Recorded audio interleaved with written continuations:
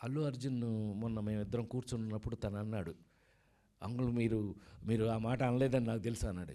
పిచ్చోడా నేనే అన్నారా బాబు అన్న. అయినా మీరు అన్నదే ఆ ఉద్దేశం.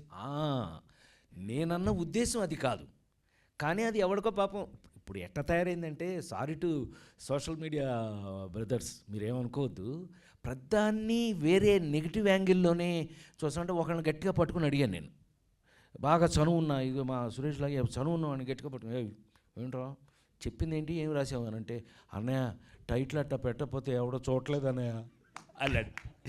Thank you very much. నువ్వు చూడటం కోసం నువ్వు టైటిల్ని ఇప్పుడు ఏముండదు దాంట్లో నెగిటివ్ అంటే, పర్టికులర్గా మన కేసు సంగతి, మిగతా వాటి గురించి నాకు తెలియదు. నేను చేసిన క్యారెక్టర్స్ అన్నీ కూడా ఒక లేడీస్ టైలర్ కానీ, అప్పులప్పారావు కానీ, పేకాట పాపారావు కానీ, ఇంకోటి కానీ సమాజంలో, మన చుట్టూ ఉన్న సమాజంలో, మన పక్కనే ఉన్న క్యారెక్టర్స్ అని చెప్పడం జరిగింది.